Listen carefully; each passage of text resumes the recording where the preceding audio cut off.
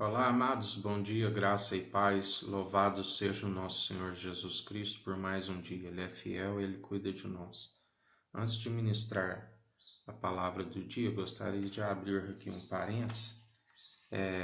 Como eu disse aos irmãos, a palavra inspirada pelos homens de Deus, através do Espírito de Deus, de Gênesis a Apocalipse, ela é fiel, ela é verdadeira. A Bíblia diz que céu e terras passarão, mas suas palavras não hão de passar.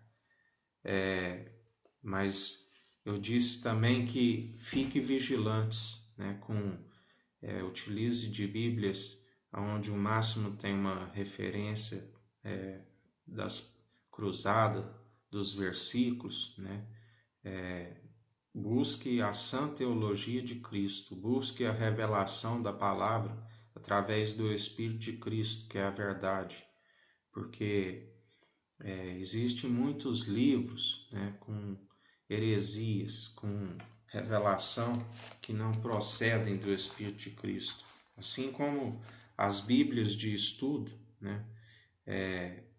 induzem a alguns erros, como eu disse aos irmãos, toda a Bíblia, essa que eu estou aqui, a Bíblia de Estudo Plenitude, edição com letras vermelhas, ela, como no livro de Salmos, ela cita os autores, como cita também a data, o tema e a palavra-chave.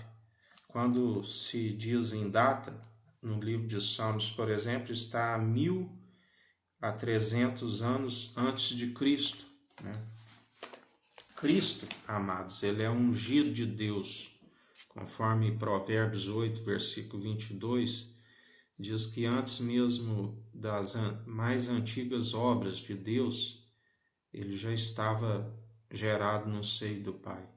Cristo, o ungido de Deus. Então, dizer que Salmos, 1300 antes de Cristo, isso não é correto, porque Cristo, antes mesmo do princípio, antes de Gênesis, que a terra era sem forma e vazia, ele já estava no seio do Pai. Como também depois, quando veio Jesus, o Filho do Homem, gerado pelo Espírito, concebido pelo Espírito e gerado à sombra do Onipotente. Assim como no Novo Testamento, se a gente analisar, está depois de Cristo. Cristo, ele é eterno, ele é a própria palavra. Se a gente analisar no Antigo Testamento, aquele que tem o seu Espírito, aquele que tem a sua revelação, aquele que crê, ele vê Jesus, ele vê Cristo a todo momento. Ele é o pão da vida, que é o maná que desceu do céu, a árvore da vida, a farinha deitada na panela que havia morte. A revelação dele, de Cristo, está a todo momento. O sumo sacerdote da ordem de Melquisedeque, aquele que tem a revelação, que busca a sã doutrina, ele não é influenciado por esse tipo de erro. Mesmo como dizer depois de Cristo, ele vive, ele esteve morto, mas ele vive. Outra questão que essa semana mesmo uma irmã me questionou, dizendo que ele não é a estrela da manhã, Apocalipse 22:16 diz: Eu, Jesus, enviei o meu anjo para vos entregar este testemunho em relação às igrejas. Eu sou a raiz e o prometido, descendente de Davi, e a brilhante estrela da manhã com letras maiúsculas. Quem diz que não é, porque em Isaías 14:12 fala: como foi que caístes do céu, ó estrela da manhã com letra minúscula, filho da alva, da alvorada, como foste atirado à terra, tu que derrubavas todas as nações, está com letra minúscula. A Bíblia fala que o próprio Satanás disfarça de anjo de luz, né? Outra questão, coloca-se um versículo, Atos 16, 31. Eles prontamente lhe afirmaram: crê no Senhor Jesus e assim serás salvo tu e os de tua casa, né? Não é somente esse versículo, né? Se um crê, a casa toda será salva. A sequência aqui, Atos 16, 32, primeiramente, lhe ministraram a palavra de Deus, bem como a todos de sua casa. Depois, que vem o versículo 31, né? Tem que se ler o 32 primeiro, depois o 31, e eles prontamente lhe afirmaram: crê no Senhor Jesus e assim serás salvo tu e de tua casa. Atos 16, 33, naquela mesma hora de noite, tomando-os consigo, lavou-lhes os ferimentos e logo foi batizados, ele e todas as pessoas de sua casa, né? Todos se arrependeram e nasceram novamente no Espírito. Todo aquele que não nascer novamente, não se arrepender de seus maus caminhos, né, e não nascer do Espírito. O Espírito é aquele que convence o homem do seu pecado, né, a expiação através do sangue, o vinho definitivo. A água, sangue e Espírito é um só, né? A responsabilidade é individual, tem que ter o arrependimento de todos.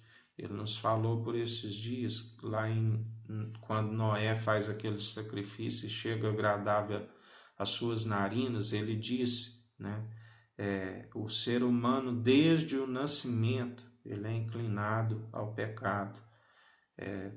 Todos têm que haver o arrependimento e nascer nova criatura, morrer para o pecado e nascer novamente através do batismo do Espírito Santo. A promessa: batizarei com Espírito Santo e com fogo.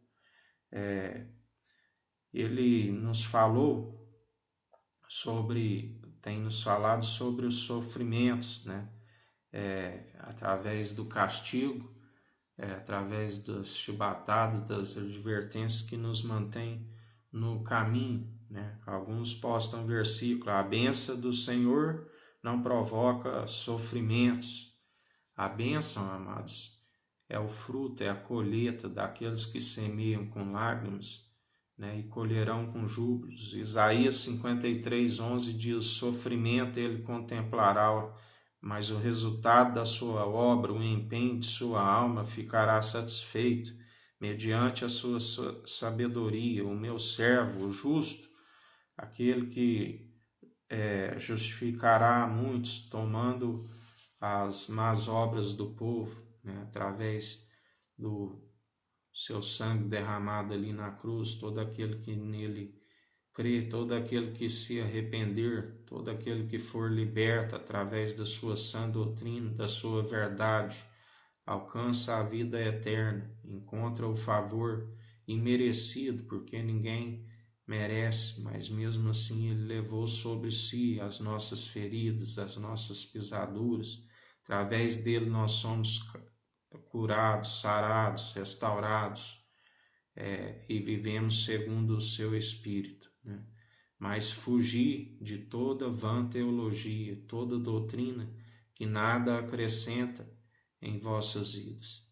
Porque Jesus, amados, ele herdou tudo do Pai, ele herdou todo o poder, toda a autoridade, ele herdou tudo aquilo que foi feito por ele mesmo. Ele é a palavra de Deus que é viva e eficaz.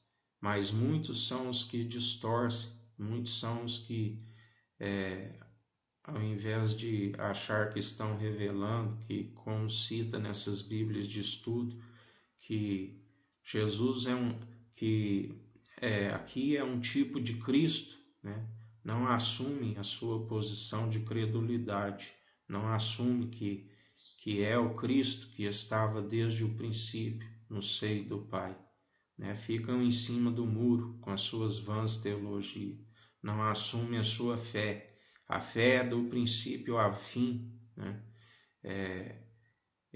Nós temos que vigiar, porque são vãs filosofias, são falta de entendimento que tem distanciado o povo da presença de Deus. Por isso que eu sempre digo aos irmãos, busque a revelação, a sã teologia de Cristo. Ele é aquele que tira a escama dos nossos olhos, que nos concede o discernimento entre o bem e o mal, né? A Bíblia tem o conhecimento da ciência do bem e do mal, mas nós temos que utilizá-la, né, para discernir entre o bem e o mal, para praticar somente aquilo que é edificante para nós, aquilo que nos mantém corpo, alma e espírito incorruptível, né?